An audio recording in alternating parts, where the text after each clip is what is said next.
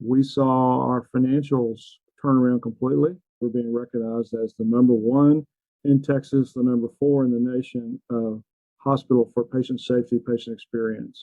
Patient satisfaction went from the low 30th percentile to the high 90th percentile. The following year, we won the Malcolm Baldrige Presidential Award for Quality.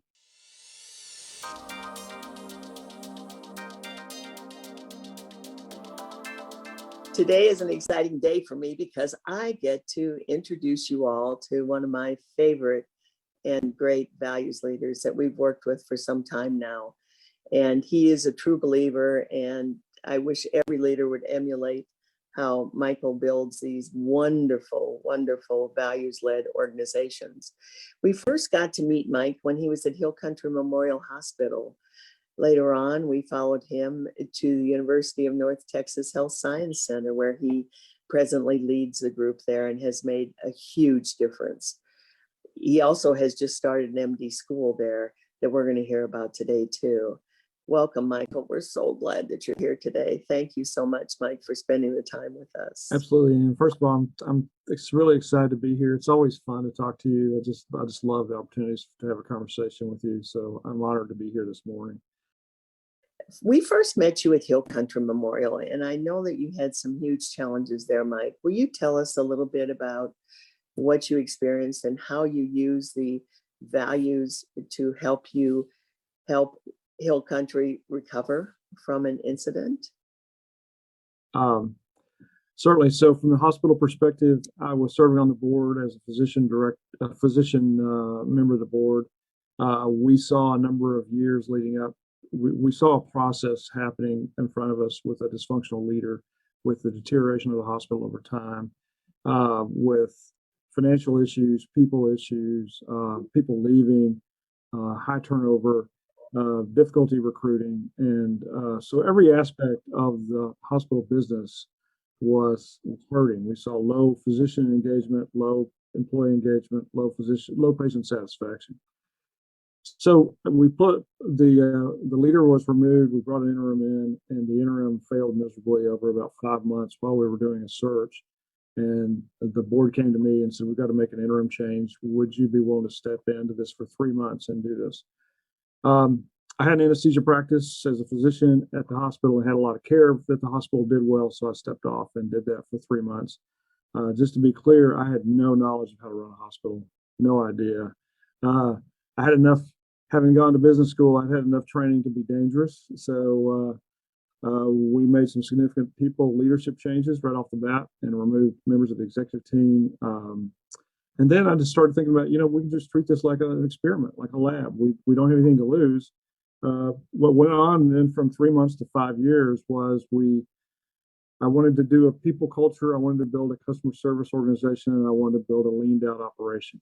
So very first step was I knew what I could know about the Southwest Airlines culture, and that led me, and I loved it. I saw what happened to customers in that environment, what happened to employees, and that led us to reach out to you and understand that was the kind of culture I wanted to create.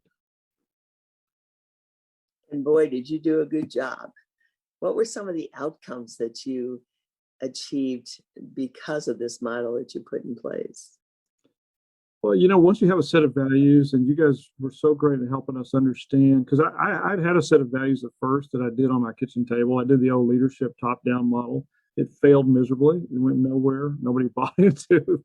And then you guys educated me very quickly in understanding that it's about the values of the organization. So it was a great lesson that I've never forgotten. So we started off at the front line, put a group of 30 to 40 people together, and we put our values together. What happened then was over a period of time, we defined our values clearly, but then more importantly, I think we defined our behaviors real clearly. So then the organization really had a sense of boundaries, a sense of guardrails, a sense of who we were as a community. And what that did for us was over the next few years, we saw our financials turn around completely. Our patient engagement, patient satisfaction went from the low 30th percentile to the high 90th percentile. We went from being number 4,500 of over 6,000 U.S. hospitals to uh, becoming ranked in the Truven Top 100, and continued to be ranked year after year. We then were told we were a candidate for the Malcolm Baldrige Presidential Leadership Award, and they wanted us to keep going and be a candidate for the Quality Award. Their leadership award there's different from the quality award, but we won the leadership award in 2013. Just us and Duke University were the only two. So this little 100-bed hospital in Central Texas got this kind of recognition. The following year, we won the Malcolm Baldrige Presidential Award for Quality. And then the most fun thing was on my last executive meeting, right in the middle of the meeting, I got interrupted by my admin to say, hey, Medicare's on the phone, which was never a good thing to hear. And so when I took the phone call from Medicare, they were telling us that we were, in the fourth quarter of 2012, we were being recognized as the #1 in Texas, the #4 in the nation hospital for patient safety, patient experience, and quality. That was probably the biggest crowning blow of all the things. But also one more thing to kind of bring this to home is watching our people change. We were able to move out our temporary help and bring people back. It was like watching springs come back alive in the land and see the water come back. Things turned green again. People were excited to be there. People took care. So as a result, real quick, last story is we had a horrible preventable medical error. And some of the people in our team really treated the family badly. This was early part of our values journey. And that led us to taking the family through a journey of apology and being open with them and using our values. And ultimately what that led to was the father joined our values team and joined our culture committee for the hospital. So all kinds of great things happened. We were very blessed, and I tied it all to the values culture. Well, it's all about your leadership, though, Michael. Thank you so much for being the kind of leader that we all, again, want to emulate. And then from there, you went on and took your talent and your experience to, of course, UNT Health Sciences Center. What did you take with you in terms of learnings from Hill Country?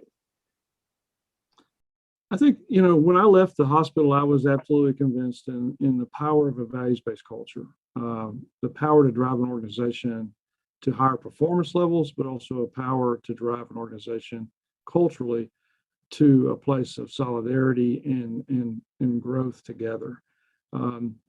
It becomes a place that if you have never lived in one or worked in one, you wouldn't want to ever work in a place that didn't have one. And so what I saw in the university was universities, in my opinion, had left behind the focus of their business, which were students and families.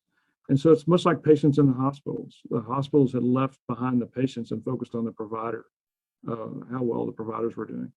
In higher ed, it was about how can we change the way we look at our organization, how we look at our business of training students to become medical providers, medical professionals. And if we're going to do that, then let's change how they look at the world through a values-based lens and how they really position patients first. So it took a lot of work. A lot of people left, a lot of executive changes, because once the values were established by 50 of our community members and our internal university members, it became something we wanted to stand for. And the values were so well designed and the behaviors were so well, and we worked directly with your team to do that. And once people started seeing it working and how we were going to stand behind it, and that took some hard work of people wanting to test it and ultimately realizing it wasn't a good fit for them any longer. And then it allowed us to do a lot of other things. And so as a result, now everything we do, we're put up against a filter of our values. When we go out and meet with other people, other partnerships, we put up our values. And when we're talking to vendors, we put up our values. So we're a little unique as a higher ed organization, because you don't really find this. I haven't found it many other places where I talk to other people. So that's what I brought from the hospital was I say overall, a firm belief that there's no other way I'd want to run a business. Now you know why we love this man so much and why we believe He is the example of the leader we would like to see everywhere. He lives the values model. We always say leaders drive the values by their behaviors. And you just saw a great example of that happening.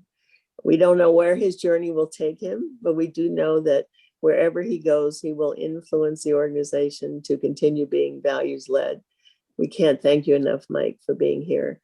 And most of all, for all of your influence and everything you've accomplished by showing people that the built on values model does work and you get great outcomes and everyone gets to enjoy the results of it. Thank you so much for being with us today. Thank you, Ann. It's my absolute pleasure and honor. It's been a fun journey. Thank you.